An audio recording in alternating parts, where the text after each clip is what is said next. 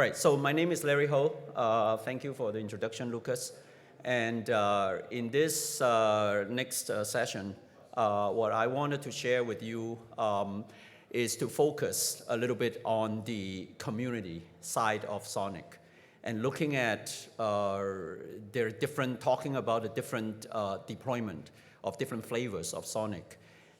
But the focus on this talk in the next 20 minutes is focusing only on what if you are an operator and you are a customer, you are a solution provider, and your customers want to start with the community SONiC as their base of their deployment? And what are the gaps, what exists right now, and how do we try to maneuver through those gaps in order to make it a deployment-ready community software? Okay. So, I started this presentation and preparing for it, and I came to a quick realization and say it would be a good introduction to go back to the different flavors of open networking hardware.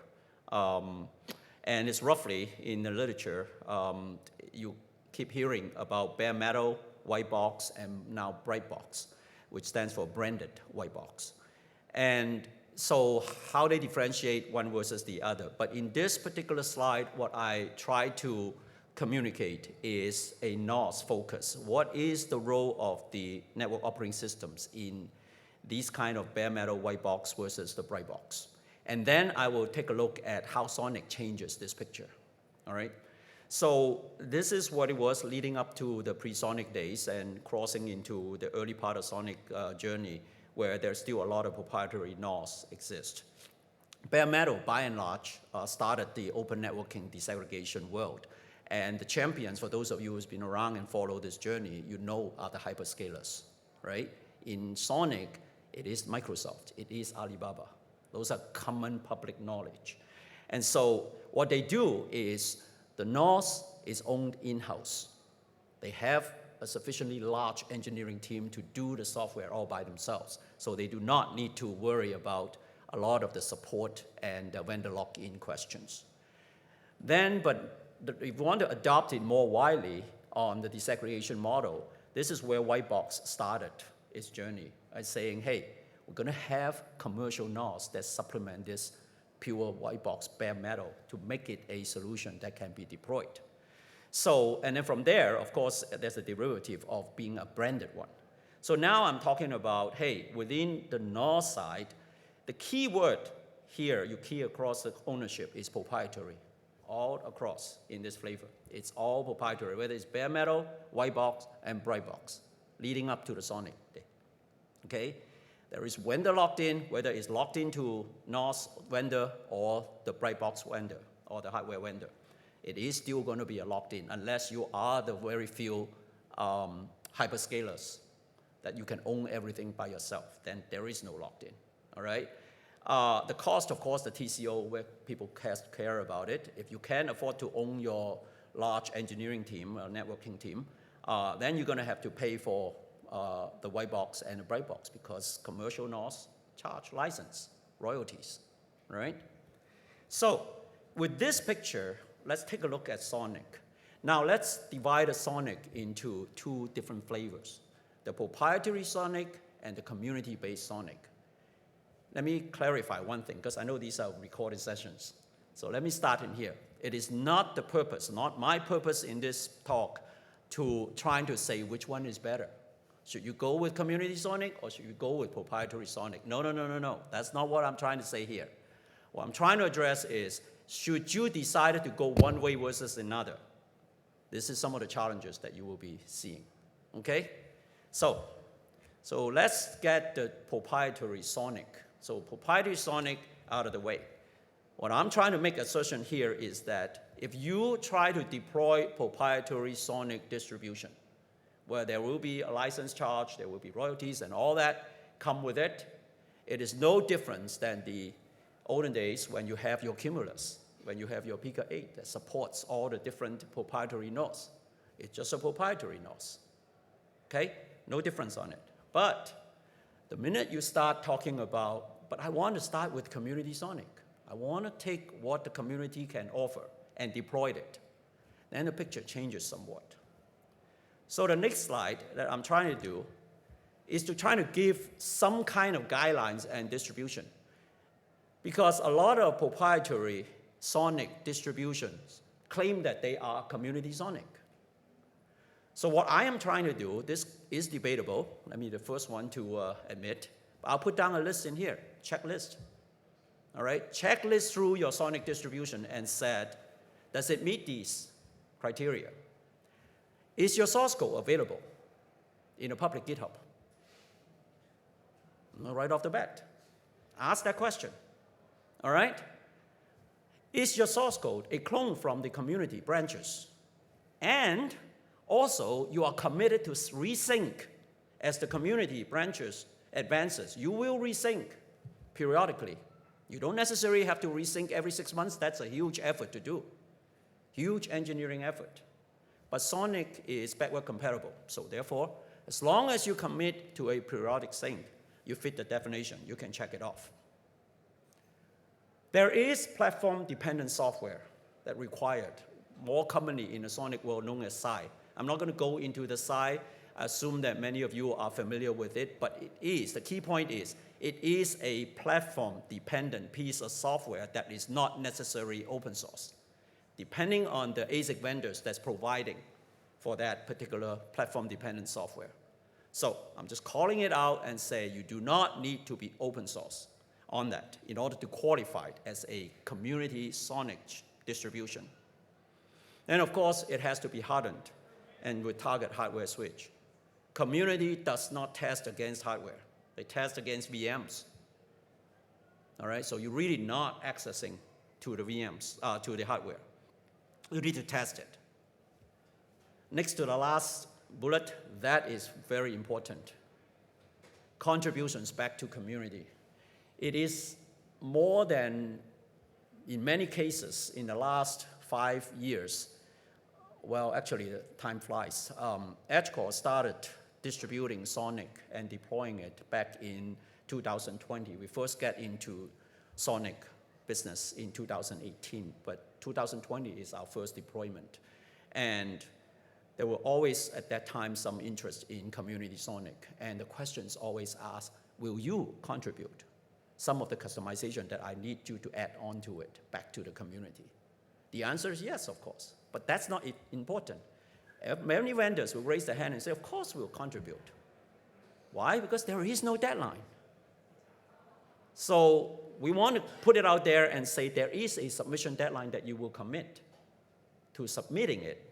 All right? Now, making it appear in a release, that's a different story. That's the second part of the journey, and that is something that the community has still a lot of work to do.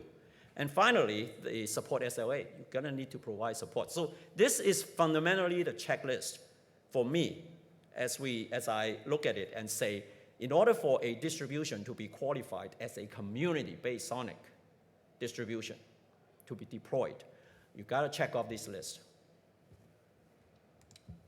So now, let's take a look at how this picture changes with deploying with community SONiC. Well, the good news about it is community SONiC, therefore, is open source. Remember the first mark? It is, the source code has to be available. It's not a black box as far as SONiC is concerned. So therefore, it is open source, right? So now what we're seeing, and it's a fact, that even the hyperscalers, not the Microsoft and the Alibaba, those are the early days of the SONiC world. But now we are seeing hyperscalers in a world that is really wanting to take the community SONiC and then take it in and start customizing and evolving it. And so the bare metal world, of course, they can accept that.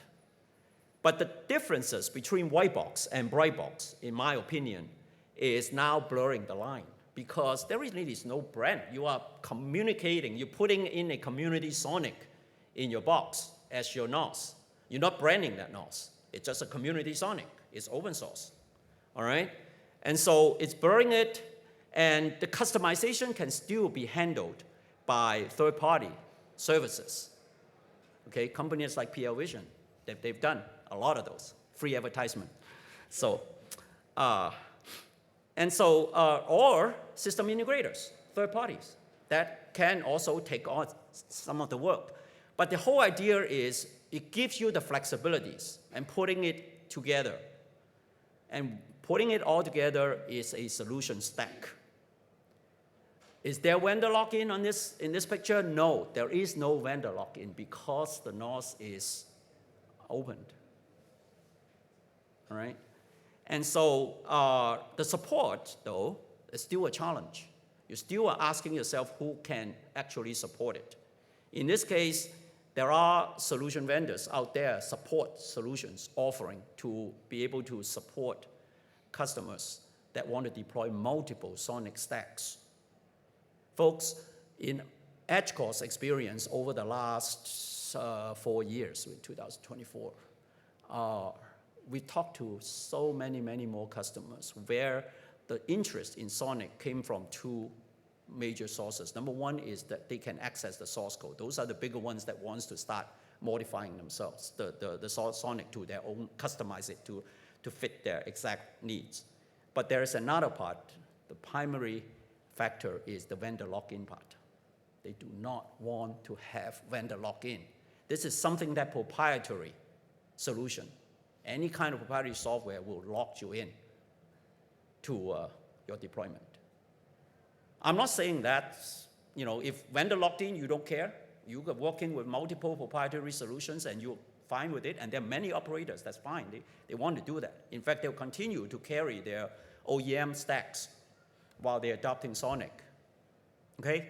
Nothing wrong with that. If that's your cup of tea, nothing wrong with it. But if your vision is trying to drive for the lowest TCO, this is the cheapest possible solution. I'm not saying it's easy, but it is, the TCO is the lowest. And you want to drive it, then community SONiC is it. All right, so let's talk about some of the barriers, some of the gaps in order to deploy it, what we heard. We've deployed many SONiCs to many customers around the world over the last 4 years. And what are some of the common complaints about SONiC if they want to deploy SONiC? So in the next few slides, I try to separate that into day 0, day 1, and day 2. So that is pre-deployment when you're doing POC, day 0. Day 1 is during the deployment time. How do I configure Orchestra? How do I, if I come from a legacy, how do I overcome that? That's day 1. And then day 2 is after everything is set up, how do I get through the product lifecycle support with a community SONiC? Those are the gaps. So let's start with day 0. So here I'm talking about the common complaint is it takes a long time to go through the POC. Long time. Why? Many factors. Number one, it's relatively unknown, lack of confidence. It's still an open source. It's still relatively easy. The legacy solution companies will keep telling you and say, that's just for a toy, not really usable. All right? There's a lot of the skepticism that is still going on, and so they want that. But frankly, that's not the only one. It's customers that want community SONiC. They want multiple stacks, multiple solutions. All right? There are many hardware vendors that's offering switches that can be deployed with SONiC. Edgecore is one, but there are a lot others. So how do I know which one? Am I going to start a POC in all of them? So they need a way to be able to go through that POC quickly. Now here I'm talking about, just now I can't talk about in the community, when they take a community release, there is no hardware testing. So who can provide me? Isn't it nice if there is a stop that they can go in and then do the funneling and say, let me go through the first level of qualification. I start with 6 vendors, and I want to narrow into 2 or 3 to go through my real final POC. Do I have that step? Are your optics, your transceivers qualified? We're seeing a lot of deployment that is into the 400G space. You know how expensive it is to deploy ZR Plus? And then you have to qualify it beyond the optics into SONiC and add some of those drivers and completely do that. So which vendors can allow me to do that so that I know these are pre-tested? That's the reason why it leads to a lengthy POC. Then, of course, to qualify and pre-qualify vendors, wouldn't it be nice that I have some test suites that subject everybody to pass?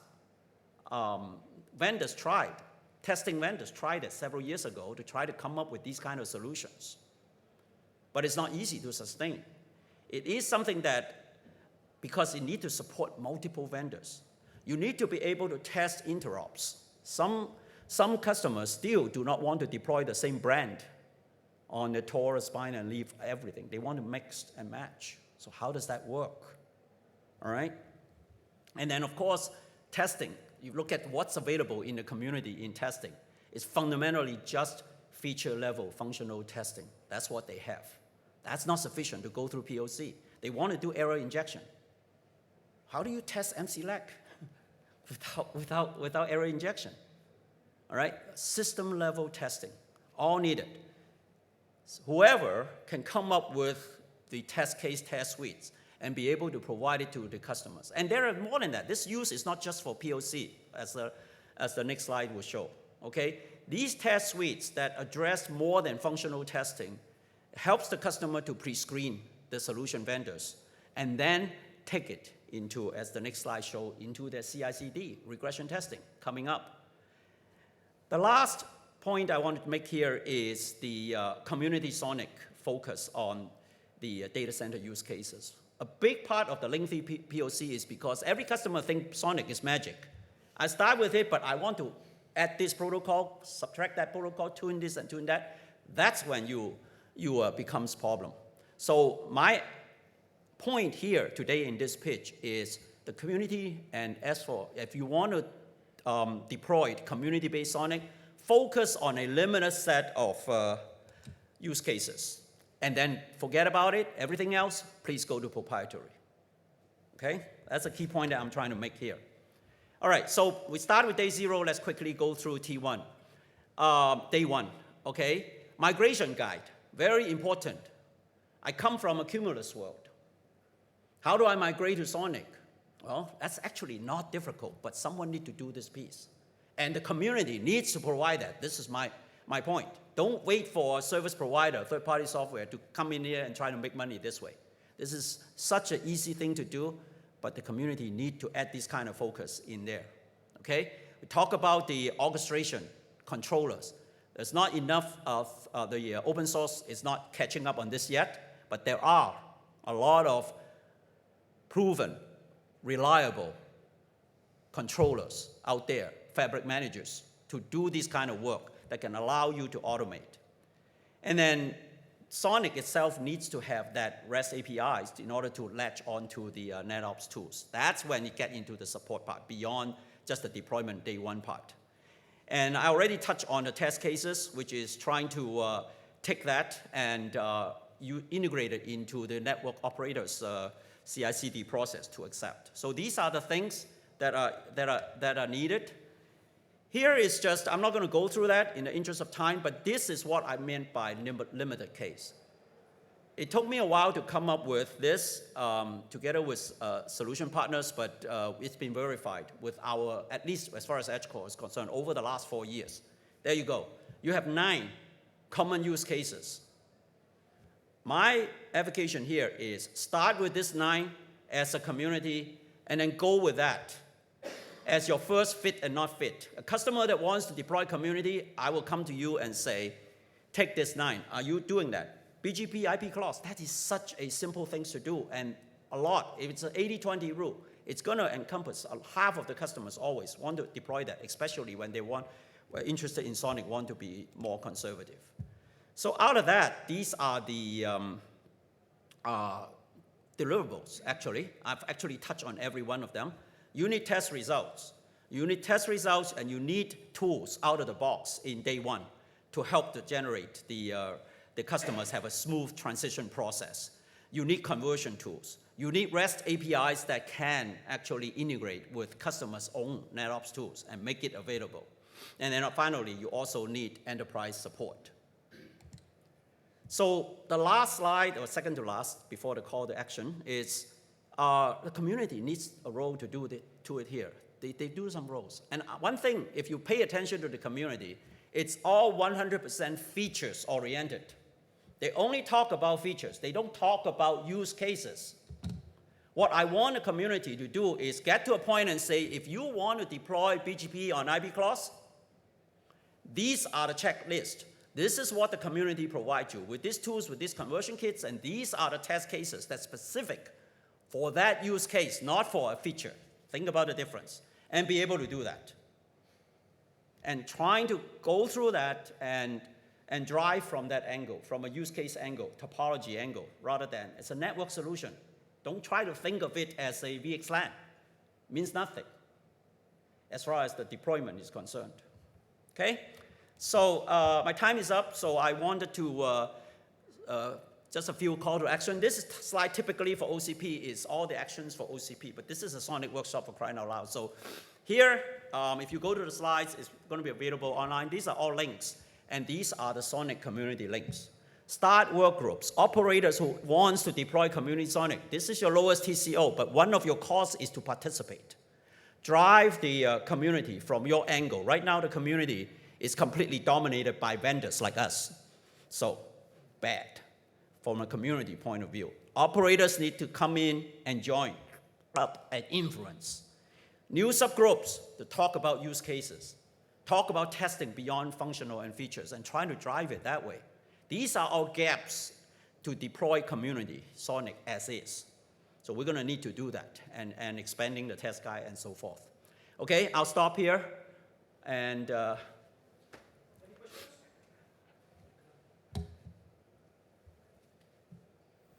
all right, thank you.